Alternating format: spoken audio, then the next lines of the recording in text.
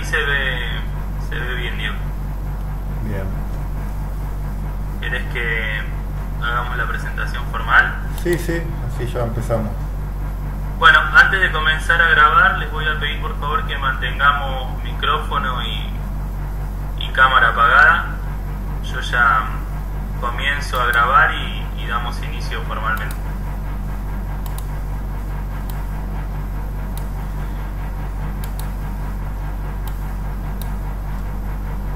Bueno, bienvenidas, bienvenidos al ciclo webinar 2024 del Departamento de Ciencias Básicas de la Universidad Nacional de Luján.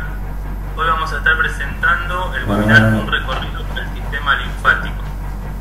Mi nombre es Sebastián Bertoglio y junto a Nicolás Murrone vamos a estar moderando este webinar.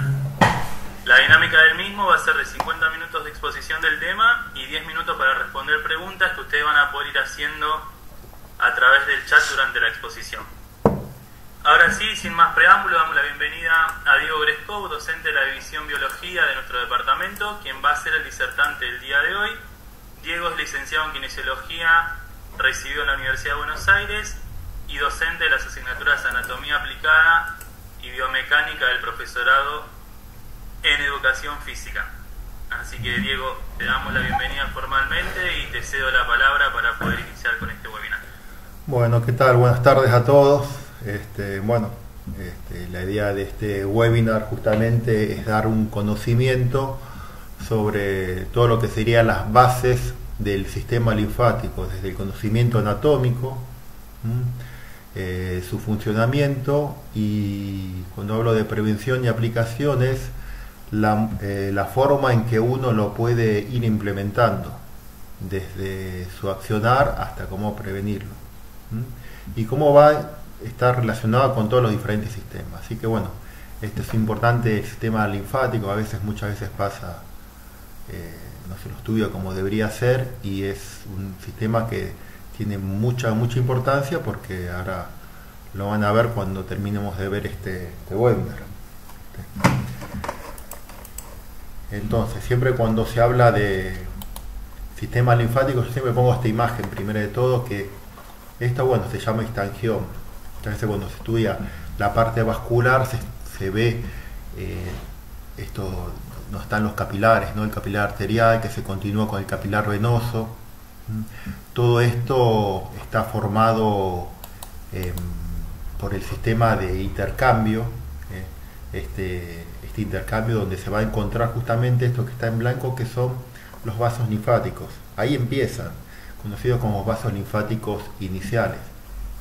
Entonces, desde acá empieza a tomar este sistema linfático todo su contenido, o sea, de donde se produce este intercambio de nutrientes y eliminación de desechos. Por eso siempre cuando se habla de sistema linfático va a estar relacionado con los órganos linfáticos. Órganos linfáticos conocidos como las amígdalas, el timo, el vaso, la médula ósea, las placas de Peyer, ganglios linfáticos.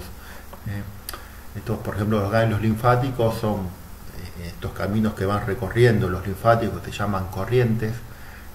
Van a ir llegando a estos ganglios y derivando todo lo que sea la linfa. Por eso estos son órganos linfáticos que producen glóbulos blancos, van a intervenir justamente en el sistema inmunológico, ¿no? Por eso siempre cuando se habla de sistema linfático uno lo tiene que estar ubicando donde está. Este sistema linfático va a estar ubicado en dos planos, digamos, uno superficial y uno profundo. Cuando se habla del superficial es este sistema que se encuentra en las primeras capas de la piel. Tenemos una primera capa que es la epidermis vascular, y después viene la segunda y tercera capa, dermis y hipodermis. Y abajo está la primera fascia, que es esto que se está viendo por acá, ¿no? Esta es la fascia superficial. Entonces, ese linfático superficial va a iniciarse justamente ahí debajo de la piel. En cambio, el linfático profundo está más en relación como por debajo de la fascia superficial, con la fascia profunda, englobando todo lo que serían tendones, vísceras, órganos que se van a encontrar justamente en esta superficie. El sistema linfático también está en relación con el sistema vascular arteriovenoso, a diferencia que esto es un sistema que es cerrado, porque la sangre sale del corazón, va por las arterias y vuelve por las venas.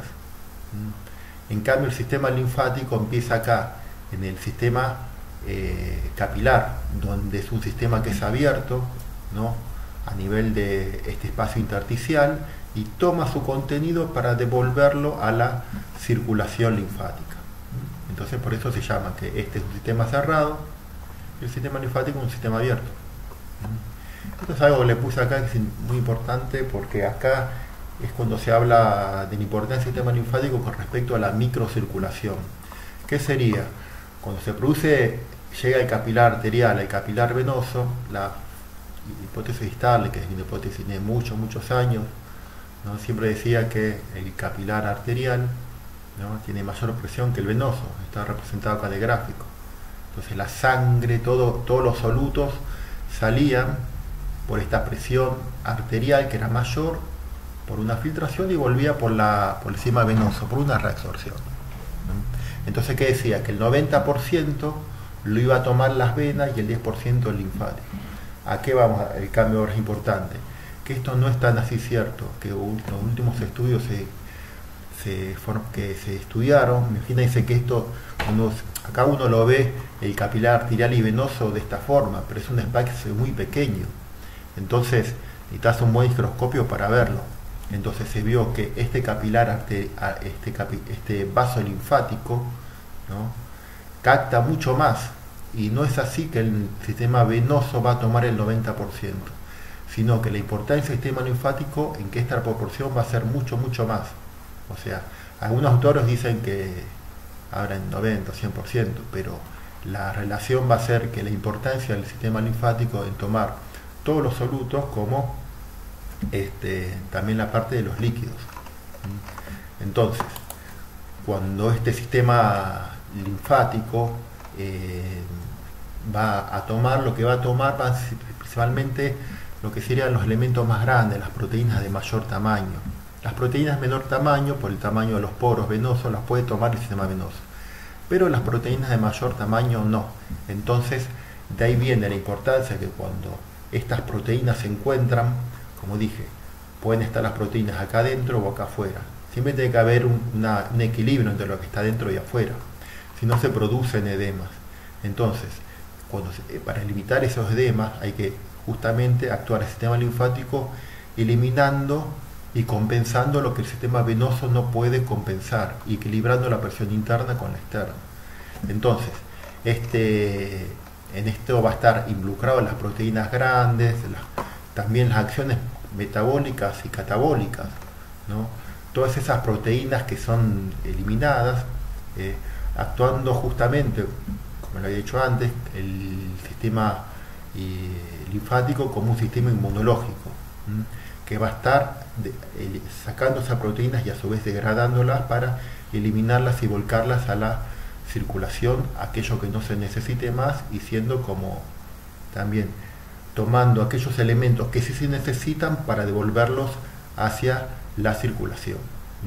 Lo importante justamente es eso, que no se acumulen esas proteínas ahí, porque las proteínas producen como un mecanismo inverso, o sea que al estar acumulados todos estos elementos propios en la circulación del espacio intersticial, propio cuando uno, por ejemplo, se da un golpe, un traumatismo, que se produce un edema, a veces un hematoma, y bueno, ahí están todos esos hematomas, como todos estos elementos, estos solutos que se encuentran ahí.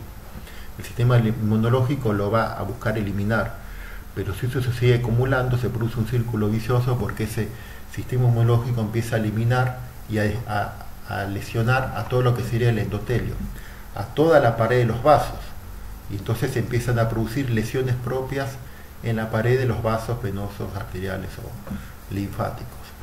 Y al no poder eliminarse todos esos productos, a veces acá, como se ve por ejemplo en amarillo, lo que se va a ver es que estos son moléculas de grasa, que no se las elimina, como son proteínas, son elementos de mayor tamaño que van por este sistema linfático.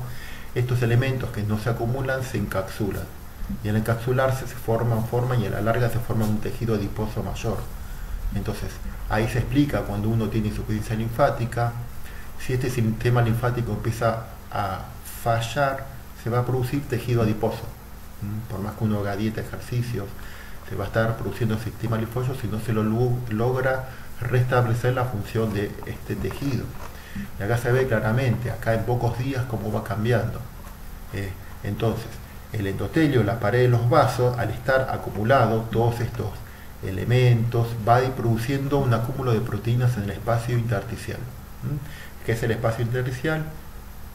Es donde se produce, justamente eso le dije, el intercambio entre las arterias y las venas. Ese espacio que es muy pequeño, pero en realidad no es tanto, porque se encuentra a nivel de todo el tejido, a nivel subdérmico, o sea que se encuentra en todo, por debajo de toda la piel, por lo tanto puede ser considerado como los órganos más grandes del cuerpo. Esas proteínas acumuladas en el espacio intersticial van a producir un daño, producir un efecto inflamatorio del endotelio y afectado justamente con la microcirculación endotelial. Por eso siempre tiene que haber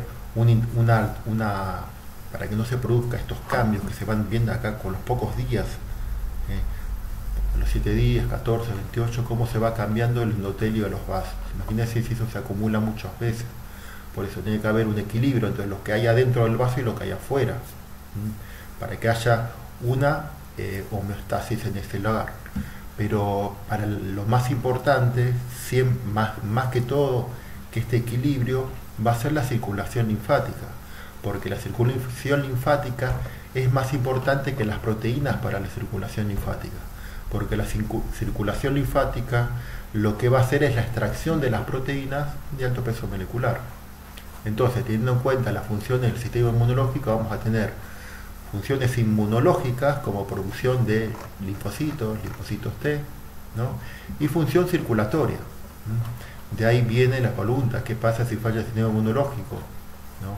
¿Qué falla si te fallas el sistema linfático? Bueno, acá lo que está produciendo es lo que va a fallar justamente esto, la respuesta inmunológica.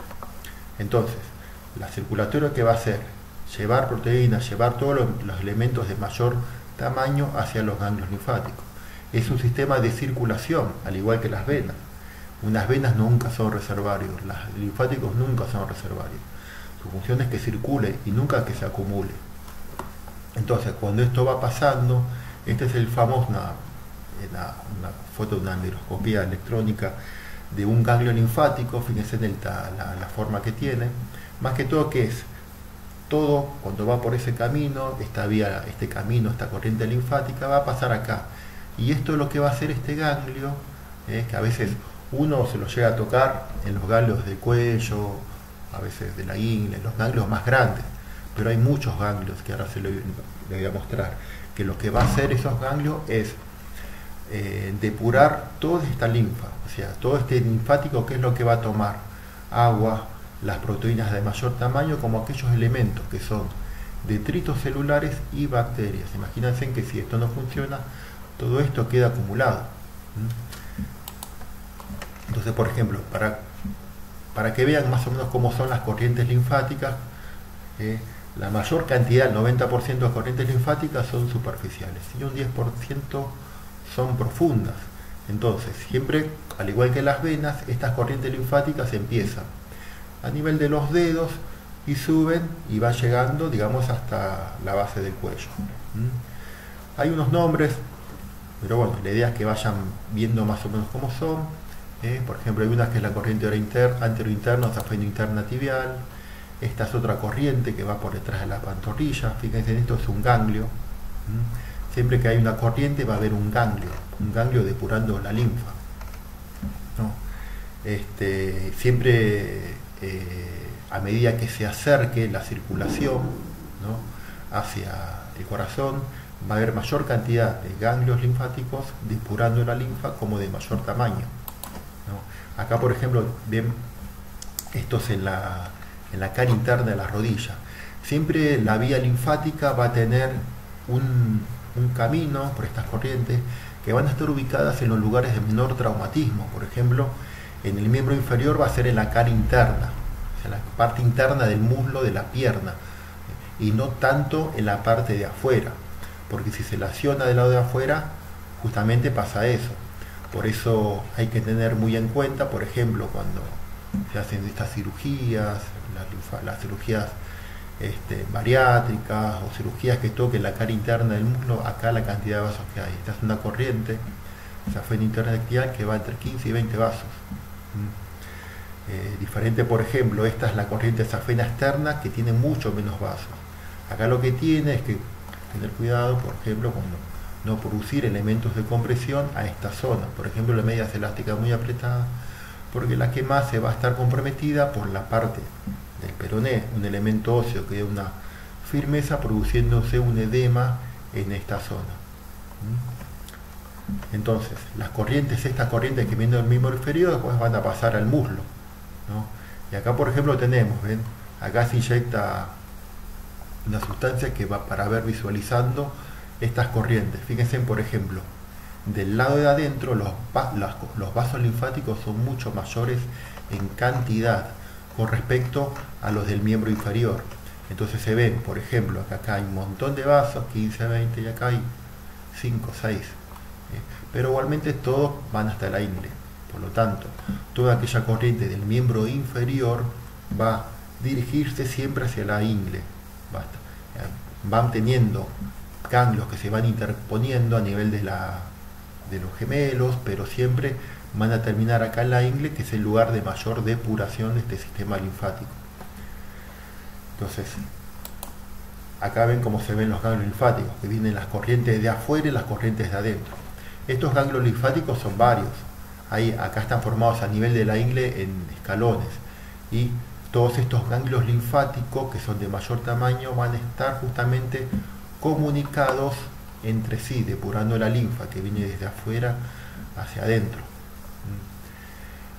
Acá tenemos, por ejemplo, los ganglios popliteos. Yo le había mostrado ya uno que estaba acá abajo, y acá tienen otro más acá arriba. Entonces, los ganglios en el miembro inferior, los principales, van a ser el popliteo como el ganglio inguinal. Ven acá como tienen, estos en la ingle, están formados en escalones. Entonces, todo lo que venga del miembro inferior, todo lo que venga de la parte glútea y baja la espalda, como del ombligo, de la línea del ombligo para abajo, todo va a ir a la ingle. ¿Existe? Las corrientes linfáticas tienen una dirección, no puede ir la linfa para un lado o para el otro. La linfa va hacia otro lado, pero sí lo que hay a nivel de las corrientes que tienen mucha comunicación linfática, ¿no? Acá arriba, por ejemplo, se ve este ganglio, que es el ganglio, bueno, que es el ligamento inguinal. Este es el ganglio de Croquet. Y bueno, acá tenemos las corrientes más profundas. Las corrientes profundas están muy relacionadas con los miembros inferiores. Más allá que los vasos linfáticos son de mayor tamaño, tienen mayor presión que la corriente linfática superficial. Como hace para estas corrientes linfáticas superficiales, que les nombré antes, van a ir volcando su contenido en las profundas. La diferencia que pasa, que en las profundas hay más presión que en la de afuera. Lo que cambia es la velocidad, que la velocidad en las corrientes linfáticas de afuera, superficiales, son mayor que las profundas. Acá tenemos, por ejemplo, en el pie, cómo toma la corriente linfática del pie, y estas corrientes linfáticas van a ir dirigiéndose por diferentes caminos, que van por acá atrás, retromalleolar, ¿no? Por eso, de ahí la importancia de cuando uno apoya el pie en el piso, la importancia de que esté formado todas estas ojivas, toda una buena suela, para que no haya obstrucción acá, porque si hay obstrucción acá, ya empieza a estar un problema circulatorio ya a nivel desde la planta del pie, ¿no? Acá tenemos estas corrientes, las corrientes que van siguiendo las más profundas, ¿no? Te tienen que correr y ver los músculos.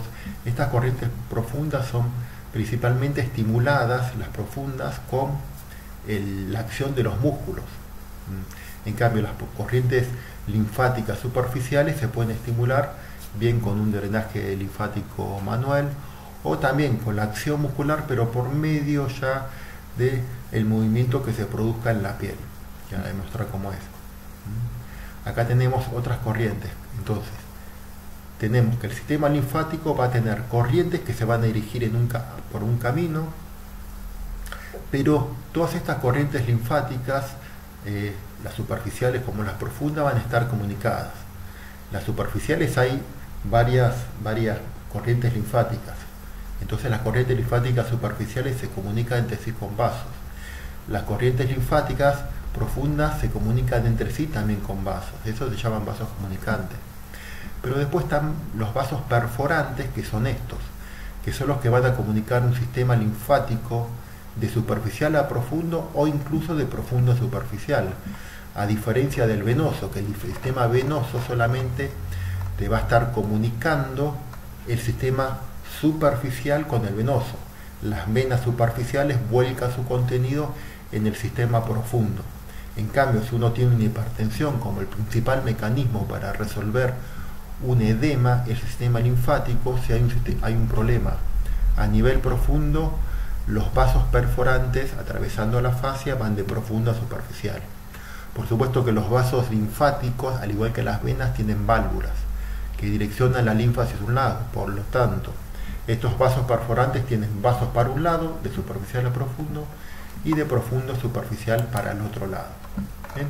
Acá tenemos estas, que son las principales. ¿Por qué les muestro esto? Porque el que conoce mucho de la anatomía linfática sabe cómo se hace un drenaje linfático. Y por lo tanto tiene mucha importancia en justamente estos vasos perforantes, porque son las válvulas, verdaderas válvulas de escape para circular la linfa de un lugar al otro. Si no conocen la anatomía linfática, un tratamiento no podría tener efecto. Acá tenemos las corrientes perforantes, cómo van pasando de un plano a otro. A veces cuando se produce un bloqueo en un lugar, por ejemplo en la parte posterior, bueno, pueden dirigir hacia la parte anterior toda la linfa. Esto, por ejemplo, esto es una radiografía radioisotópica donde se ve acá que se produce, hay un bloqueo a nivel de la ingle, ¿no? Entonces, esto es un linfedema genital.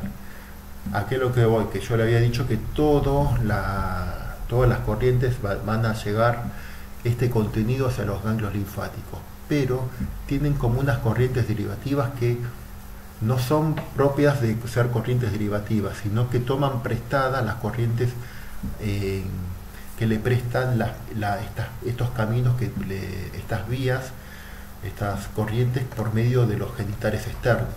O sea, que en el caso de hipertensión, los genitales externos pueden presentar estas vías. Por lo tanto, estas corrientes linfáticas, como ser por ejemplo la safeno-anterinterna, las que van por la cara interna del muslo, son las principales. En condiciones normales se actúan esas. La linfa siempre, ¿dónde va a ir? Por el camino más fácil.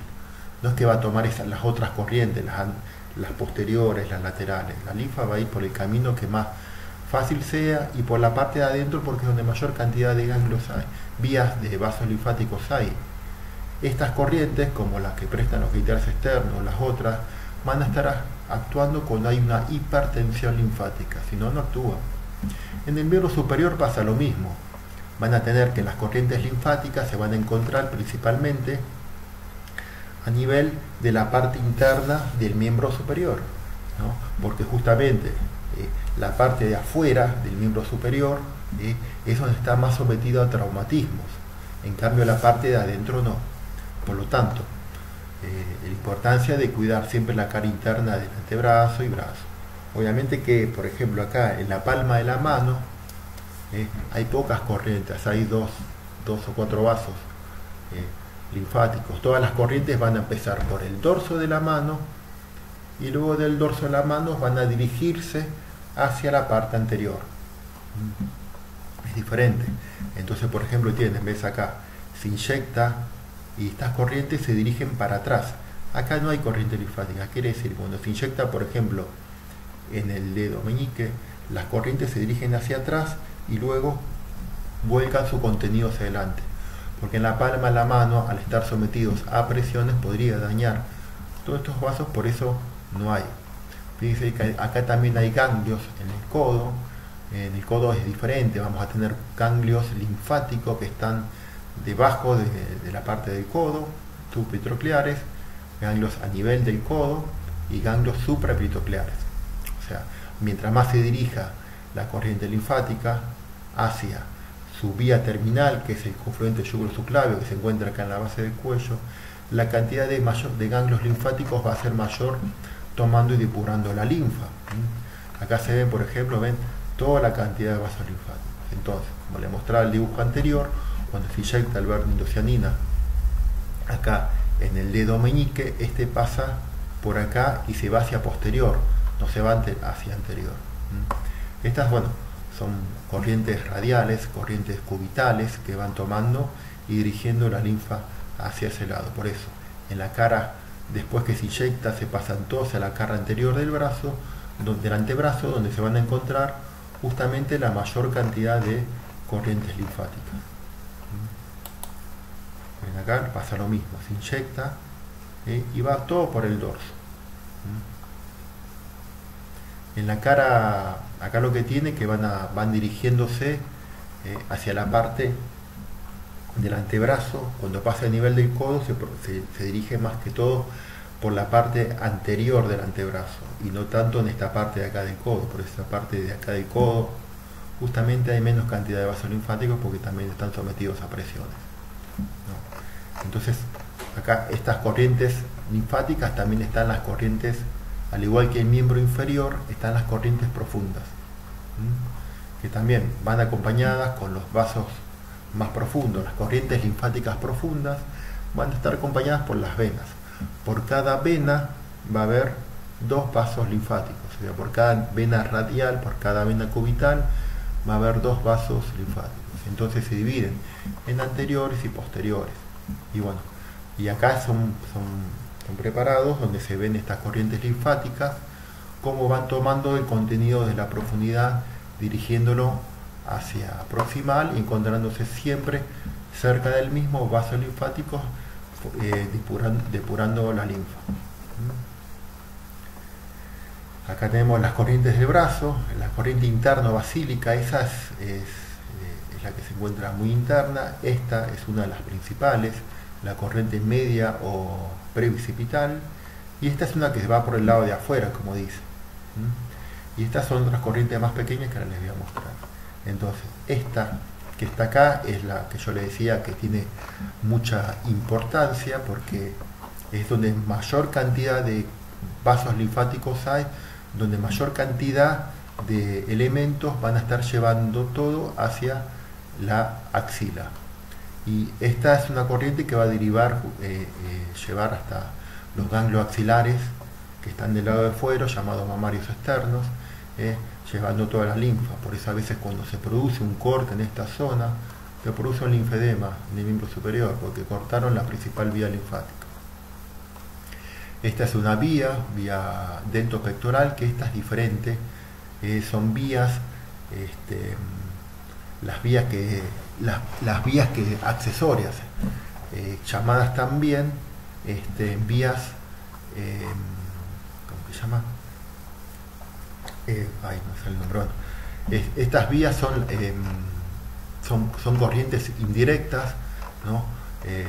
Que van a ir llevando la linfa, pero no hacia los vasos linfáticos, sino que se llaman vías derivativas. Estas son vías derivativas que no llevan la linfa hacia los ganglios axilares, sino que hay tres vías en el miembro inferior que van a saltar los ganglios axilares y van a llevar la linfa directamente hacia la base del cuello.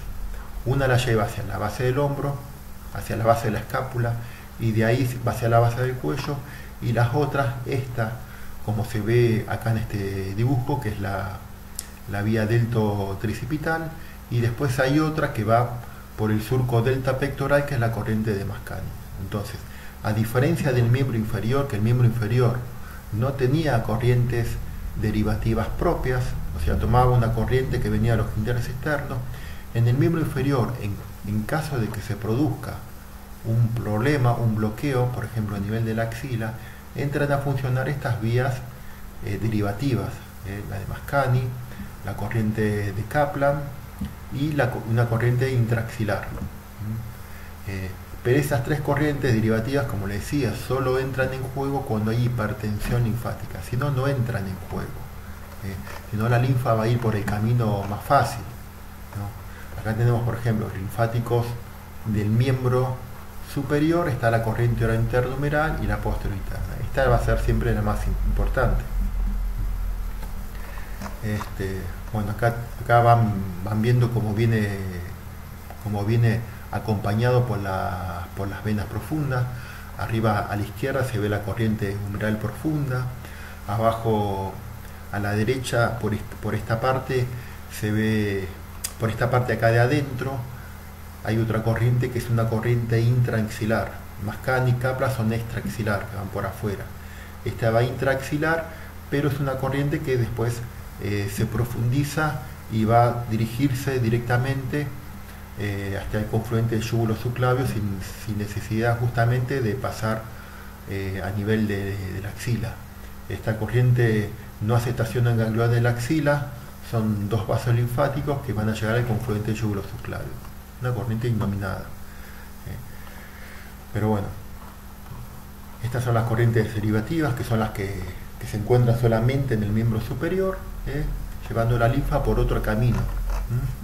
Y acá tenemos ganglios linfáticos a nivel del codo. Fíjense cómo va tomando todos estos elementos y lo va llevando. Acá tenemos en la axila. Estos son los escalones que le dicen. Cuando la linfa viene del miembro superior, va pasando por estos 1, 2, 3 escalones, ¿no? Escalones de Veronese.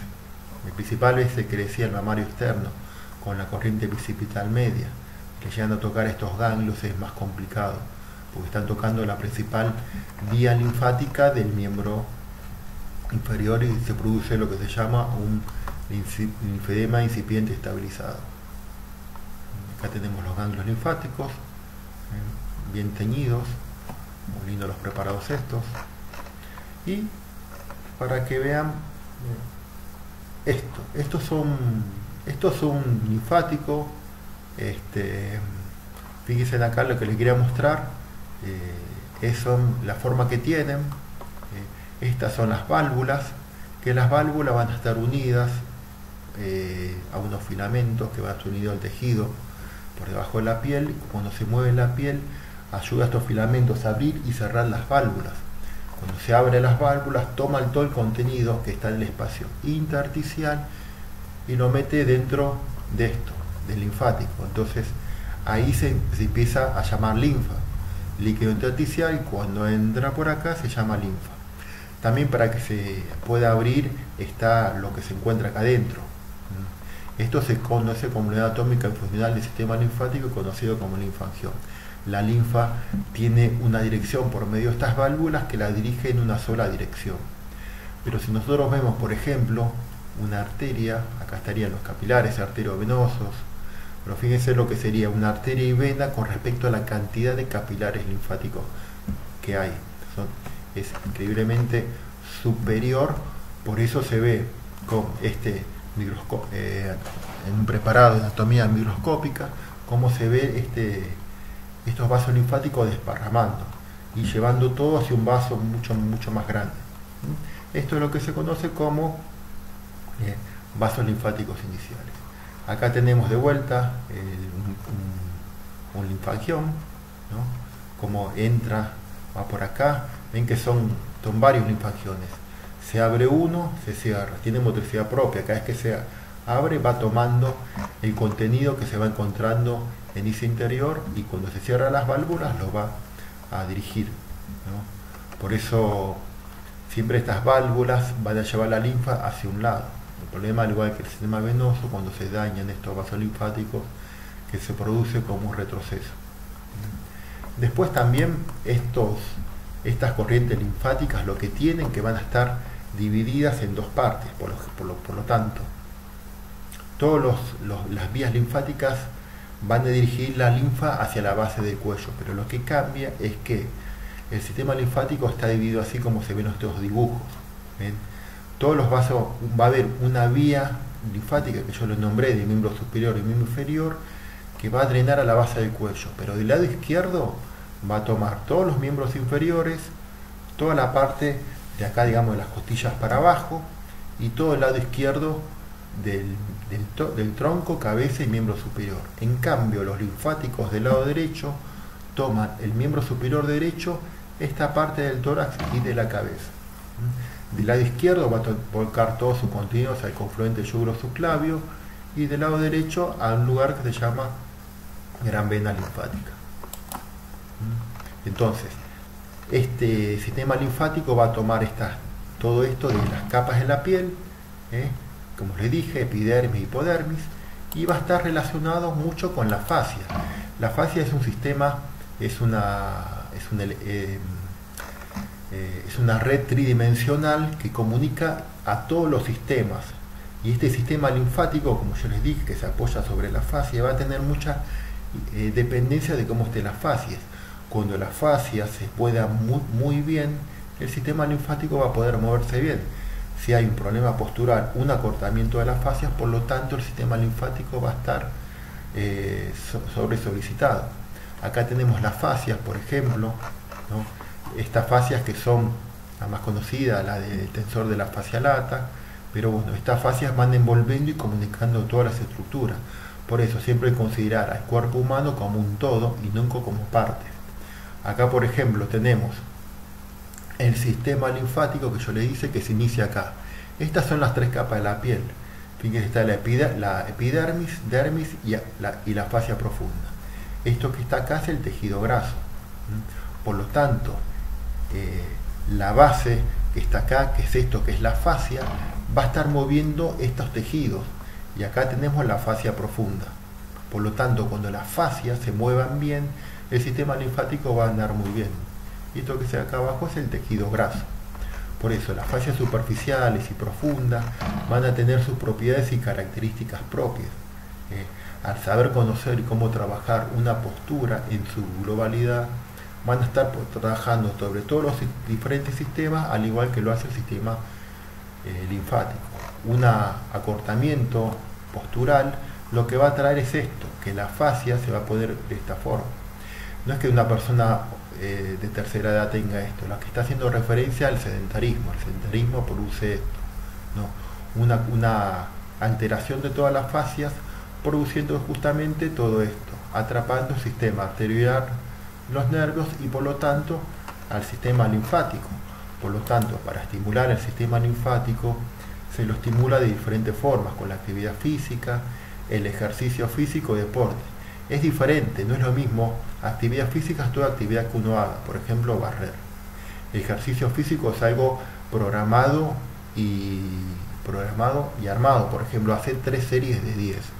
En cambio el deporte ya se busca justamente algo que está basado en reglas, por eso no es lo mismo. A veces vienen pacientes del consultorio y me dicen, no, yo estoy haciendo cosas todo el día.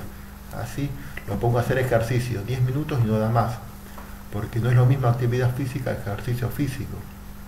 Cuando es todo arreglado por medio de repeticiones y series, una persona que está haciendo cosas todo el día no tiene esta capacidad de soportar un ejercicio físico. Por lo tanto, para que este sistema pueda actuar bien hay que tener en cuenta todos estos sistemas: la proyección, la coordinación, el equilibrio, la amplitud articular. Si una articulación no se mueve en los rangos que corresponden, el sistema linfático va a estar alterado, porque mientras más se mueva la piel, más se va a mover el sistema linfático. La fuerza muscular, te falta fuerza, el sistema linfático superficial, principalmente el profundo, se va a estar alterado en su circulación de retorno. La flexibilidad también, como le mostré antes, si está todo acortado, vas a tener una alteración del sistema linfático. Y entonces, cuando uno habla de actividad física para estimular el sistema linfático, siempre hay que pensar en justamente estas cuestiones: hacer movimientos amplios, buscar siempre un radio amplio de movimiento, buscar fuerza, coordinación, equilibrio y por lo tanto postura. Son esos elementos que son los que hacen prevenir a la salud, ¿no? Esta alteración del sistema linfático va produciendo diferentes alteraciones. El sistema linfático está justamente relacionado con las venas. Por eso le decía, con las venas profundas se encuentra el sistema linfático profundo, y estas venas profundas pueden estimular el sistema linfático como lo llaman bombas. Una de las principales bombas es la del tobillo, como la bomba glútea, que es lo que va a hacer al contraerse con los músculos de la pantorrilla o los músculos de la acción glútea, mandan como un chorro toda la sangre hacia arriba, estimulando mucho la circulación de retorno. Por eso, cuando uno tiene que hablar, tiene que ver todo el cuerpo con una globeada. Una mala pisada va a producir una alteración, una desviación de los diferentes ejes. Puede producirte un biplano, un pie cabo, y producirte, por ejemplo, acá un calcáneo valgo, diferentes tamaños de un miembro al otro. Eso va a estar influyendo a la larga con el sistema linfático. Una de las alteraciones más comunes que se ve en el sistema linfático son una patología que se llama linfedema, como dice acá, acúmulo de agua, sales, electrolitos de alto peso molecular. Estos son patologías que se van produciendo con el tiempo, ¿no? Que van produciéndose, pueden ser congénitas, pueden ser que se van produciendo a diferentes edades, se pueden ir evolucionando. Estos son casos mucho más avanzados, ¿no?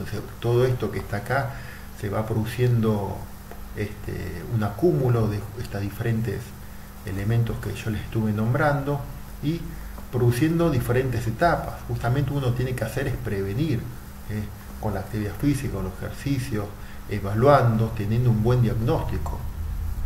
Una medicación no te va a hacer nunca, vas a un médico que te da una medicación, nunca te va a poder tratar un problema vascular. Es un tratamiento, una terapia descongestiva compleja. Todo aquel que tenga una patología venosa linfática, con una pastilla no la tratan, con una cirugía menos. Hay que buscar restaurar la función. Por ejemplo, una PF, que es la celulitis, a diferencia de la otra, una PF que sería, es un edema de alto flujo, produce mucho edema, pero tiene baja proteína y baja proteína, o sea, poca cantidad de elementos en esa zona, ¿no? Pero si uno lo deja pasar con el tiempo, esto se va produciendo un edema de alto flujo y alta proteína. Acá un caso que traté que era muy fácil porque se agarra a tiempo, entonces era alto flujo y baja proteína, es mucho más fácil que cuando se lo deja pasar y se produce mucha proteína y alto flujo. En un linfedema es diferente, es un edema de alta proteína y bajo flujo, por lo tanto la importancia de poder estimular este sistema linfático. El sistema linfático, recuerden, produce todas las defensas inmunológicas. Si se altera el sistema inmunológico, toda la producción de linfocitos, uno tiene que pensar qué patologías te puede llegar a traer. Por ejemplo, es un esguince. ¿Qué es un esguince? Es un linfedema, pero secundario. Estos serían primarios, que son congénitos. En cambio, esto es adquirido. Obviamente, si esto no lo trata, a la larga, un edema acumulado produce todos los mediadores de la inflamación, alterar el endotelio vascular, produciendo a la larga, ¿no?, daños en la pared de los vasos, produciendo lesiones como ser insuficiencia linfática, insuficiencia venosa. Siempre cuando hay una insuficiencia venosa, ¿no?, si no se la trata, a la larga te hace una insuficiencia linfática.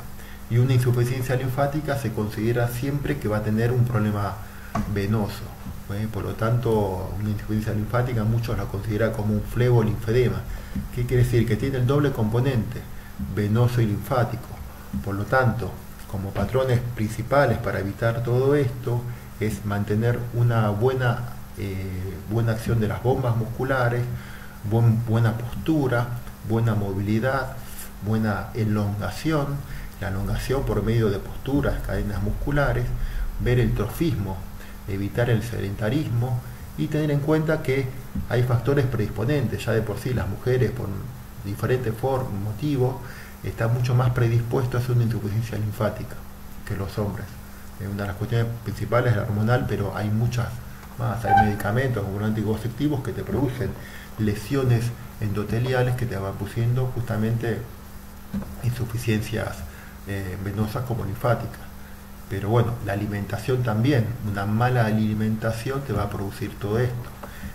Las harinas que tienen componentes proinflamatorios, los lácteos, son todas estas cuestiones que se van a producir acá. Por lo tanto, para tratar una de estas patologías, tienen que entender que son procesos que van llevando tiempo y hay que tener el tratamiento acorde. Primero de todo es un buen diagnóstico, una buena clínica, un estudio complementario. Si una clínica no sirve para nada, y es un tratamiento que va a tener varios procesos y no se trata solamente con una medicación. Pero bueno, esta es la idea para que vayan entendiendo un panorama medio rápido, pero bueno, básico de cómo funciona todo este sistema linfático, que bueno, tiene un montón de implicaciones. Bueno, bueno, muchas gracias, Diego. Muchas gracias por la exposición. Dejamos a ver si la gente tiene consultas o comentarios. Acá Romina Duarte hace un par de preguntas, te las leo. Dice, ¿de qué forma excretan los ganglios los desechos que se producen luego de la filtración de la linfa? Los ganglios linfáticos tienen su mismo proceso de depuración de la linfa. Los ganglios, las corrientes linfáticas van a estar dirigiendo siempre hacia ganglios linfáticos, depurando la linfa. Hay varios ganglios linfáticos en todo su recorrido.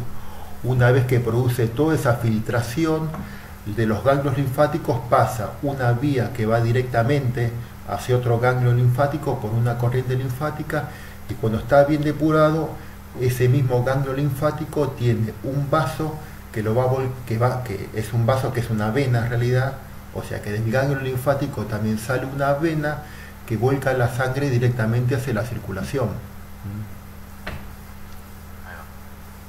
Hace unas cuantas preguntas más, por suerte.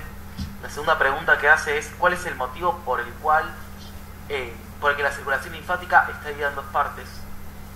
Claro, porque la mayor cantidad de elementos están en la superficie. El sistema linfático, cuando se produce un edema, se va superficial, no se queda dentro del cuerpo. Todo el sistema linfático, como sistema venoso, el sistema linfático y el venoso es similar, son superficial y profundos.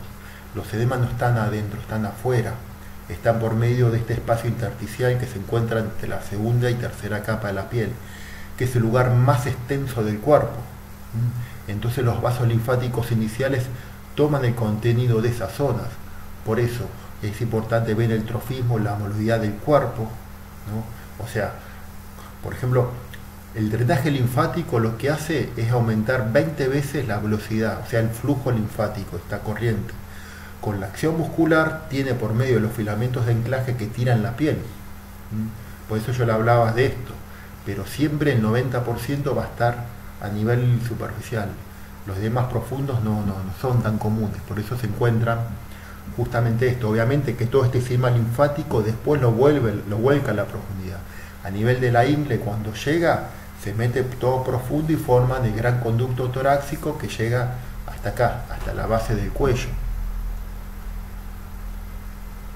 Bien. Después se consulta, ¿se conecta la parte izquierda y la parte derecha de alguna forma? No, tienen vasos completamente diferentes. En realidad están comunicados más que todo a nivel superficial, pero son corrientes más diferentes. Supuestamente a nivel dérmico, pero eso cuando cuando hay un elemento, hay una acción que aumenta la presión, ahí sí puede estar comunicados, ¿no? Pero a nivel dérmico, que es como que algunos dicen como el agua del mar, que va a nivel de la dermis, sale para afuera, entonces puede ir comunicándose con el otro sistema, pero son vasos linfáticos que están dirigidos. No es que hay un vaso linfático que vaya directamente acá. Lo que sí hay son lo que se conocen como las anastomosis, que hay algunas anastomosis que comunican el lado derecho con el lado izquierdo. Son vasos linfáticos que no son corrientes derivativas, no son corrientes colaterales, son una anastomosis se llama, que te pueden comunicar la axila con la axila, que te comunican la axila con el cuello, y que te comunican la axila con la parte de atrás de la base del cuello. Esas anastomosis sí actúan cuando se produce un sistema de hipertensión linfática, que son las que se utilizan justamente en el caso del cáncer de mama.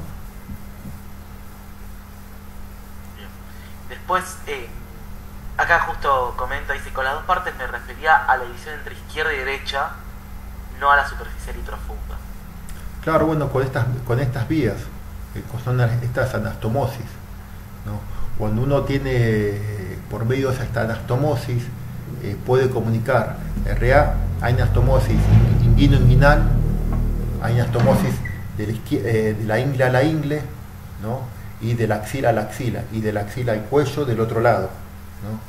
Pero son anastomosis, son unos vasos que van a estar actuando en caso de hipertensión, aunque también algunos dicen que también por medio de la piel, en el plano dérmico.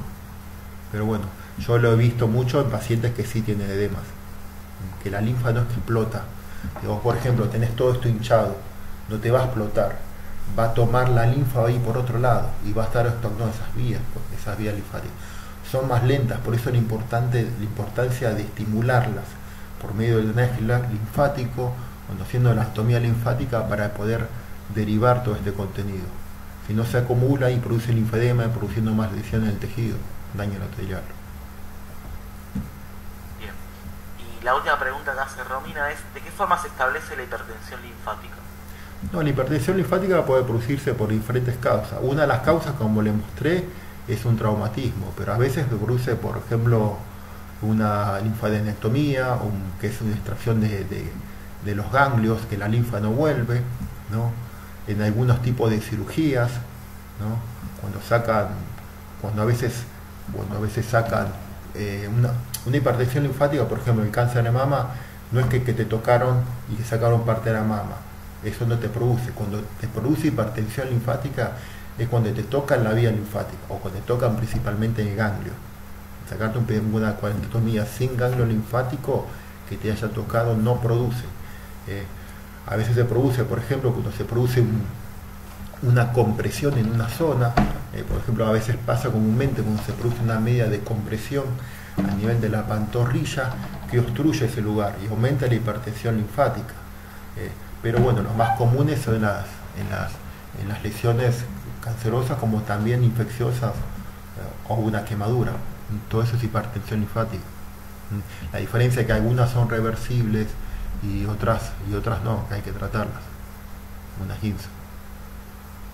Bien. Franco Magallanes pregunta: ¿cuáles serían las características más importantes del vaso? El vaso linfático.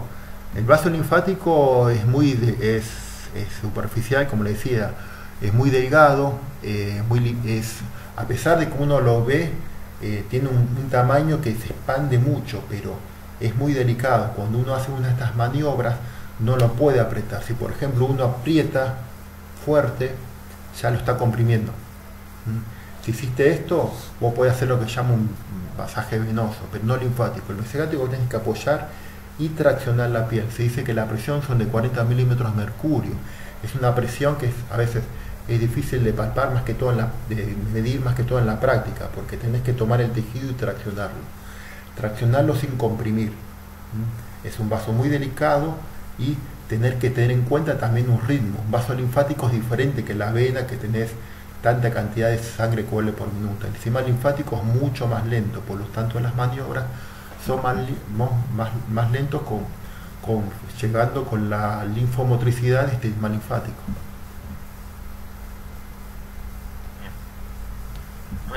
Romina pregunta, en cuanto a tu última respuesta, ¿cómo se diagnostica o cuantifica esta hipertensión linfática? Sí, hay varias formas. Por lo general lo que se mide, hay por ejemplo el signo de Godet, el más conocido, que te agarran y te aprietan y ven cuánto, si queda marcado o si no queda marcado. Por ejemplo, si te queda marcado, ¿no? Vos podés ir viendo si es un edema blando o es un edema duro, ¿no? Eso se llama signo de Godet. Por lo general se lo hace en las zonas como el dorso del pie, en la zona que vos tengas más edema, pero hay algunas que son como puntos más principales, ¿no? Pues dice el perímetro de un miembro con el otro, ¿no? Después hay otro que en el linfático se llama signo de Stemmer, que agarrás el dedo con los dedos así y buscas hacer esto, como pinzarlo. Si ves que por ejemplo no lo podés hacer, estás en cuestión de un edema, pero siempre es tener en cuenta esto. Cuando una insuficiencia linfática comienza en una patología, comienza como algo blando y después haciendo duro. Una patología, por ejemplo, que comienza con insuficiencia linfática, es un edema bien blandito, que cuando se hace avanza sin tratamiento se va haciendo duro, es lo que le decía la PEF. Por eso saber cómo tratarlo, saber qué actividad física haces. Si vos tenés un edema blando y haces elementos de muchas repeticiones, te va a empeorar porque es blando. Pero si vos tenés un edema duro, por la cuestión de la educación física a veces es más complicado, porque tienen esa celulitis dura y hacen ejercicios de mucha fuerza, endurecen más.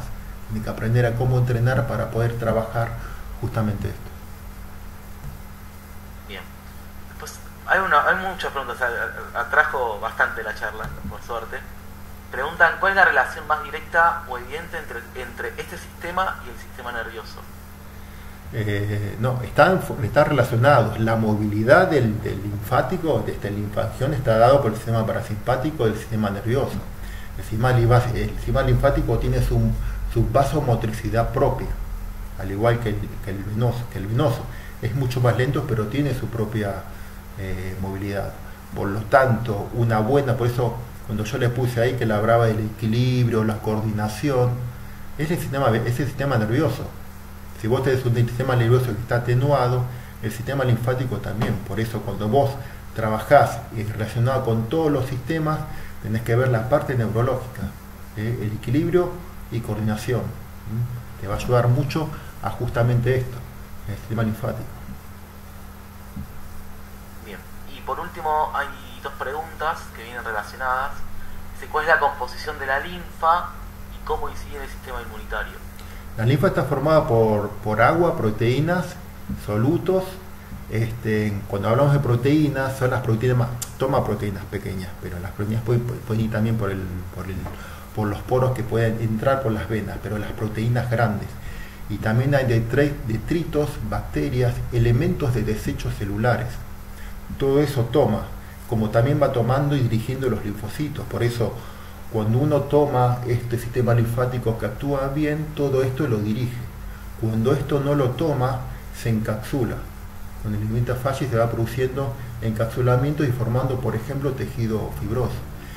Obviamente que funciona mucho con el sistema inmunológico. Vos si tenés un sistema inmunológico deprimido, estás más propenso a tener lesiones. A veces, cuando uno estimula el sistema linfático, estimulas todos estos órganos linfáticos. Entonces, por ejemplo, patologías. Por ejemplo, el cáncer. El cáncer es una alteración celular que va produciendo varios procesos y etapas. Es muy difícil decir, bueno, yo voy a tener cáncer. No. Lo que sí, si uno estimula bien este sistema inmunológico por medio de saber cómo bien estimular y trabajar todos los componentes del sistema linfático, lleva a una probabilidad de todas estas patologías de no tenerlas, porque el sistema linfático está actuando en su mayor capacidad, o sea, estimulando con drenaje linfático, lo puede estimular y con la acción muscular, con la postura. Por eso a veces cuando uno tiene una de estas patologías, se busca a la prevención y no buscar la enfermedad. Por eso la importancia del sistema linfático en su relación con los diferentes sistemas. Bien. Bueno, y por último acá hay una pregunta más. Dice, ¿cómo evaluás semiológicamente el órgano, y cómo lo estimulás manualmente si es que es necesario? El vaso... Como órgano, dice, sí. Sí, bueno, el vaso... más que todo se puede hacer con un ecodoppler. A veces muchas veces pasa que es el dolor que uno tiene acá. Lo que pasa que el vaso es un órgano linfoide. Es difícil llegar a tocar y palpar yo nunca lo hice, llegar a tocar y palpar un vaso que te duela como órgano, ¿no? Lo que sí, el vaso como trabaja junto en base a la relación al diafragma, cuando uno tiene buena elongación del músculo diafragma, que es el músculo principal del cuerpo, que te comunica todos los sistemas, la función del vaso va a estar mejorada, porque va a dejar de tener esa compresión en esa zona. Por lo tanto, y lo mismo que también la movilidad de la caja torácica a nivel de la respiración, unos cardiocostales bien distendidos, con buena movilidad y buena capacidad inspiratoria, te va a ayudar a esto. Pero bueno, eso. Bien. Después Después preguntan si las alteraciones del sistema linfático siempre vienen acompañadas de otras enfermedades. Sí, el sistema linfático va a actuar en todas. Cada una que haya como el sistema linfático se dirige en todos los órganos, el sistema linfático es el único elemento que tiene el cuerpo humano para bajar un edema y actuar con el sistema neurológico por medio de los linfocitos.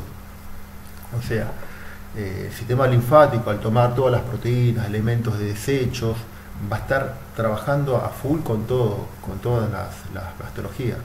Por eso la importancia de poder comprender y entender cómo poder estimular el sistema linfático y en caso de que haya una insuficiencia linfática y evitar llegar a una PEF, evitar llegar a un linfedema, poder tener un buen diagnóstico. A veces el linfedema, uno ya lo tiene porque es una característica que es congénita, algunos se producen más chicos, otros más grandes, por eso está el precoz, tardío, avanzado, pero bueno, cuando uno lo tiene, ya lo tiene. Cuando una lesión vascular linfática ya la tiene, lamentablemente la va a tener por vida, si no la sabe tratar. Ese es el tema.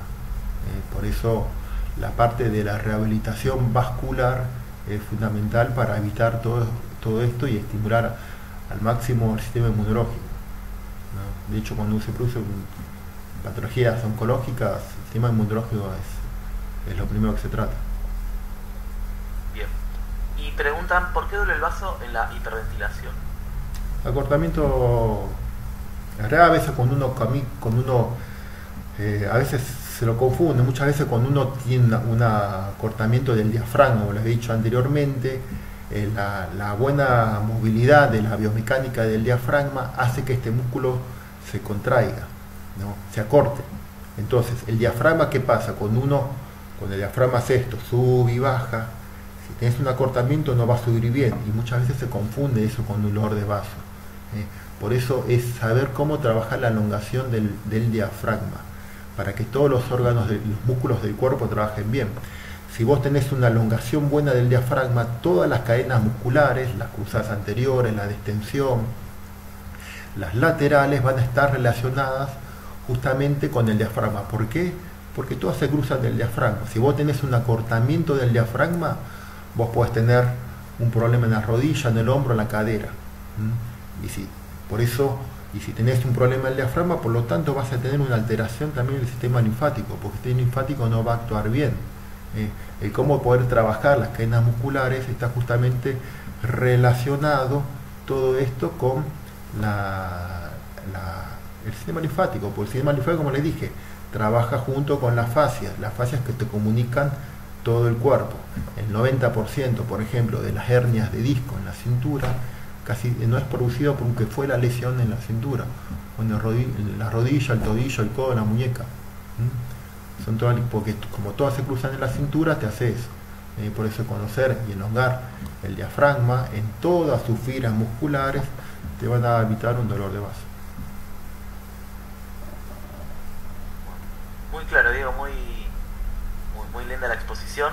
Gracias. Queremos agradecerte nuevamente y fundamentalmente a los participantes del webinar, y nos vemos en el próximo webinar de este ciclo del Departamento de Ciencias Básicas de la Universidad de la Sala de Luján. Muchas gracias a todos. Bueno, muchas gracias a todos. Muchas gracias. Hasta luego. Chao.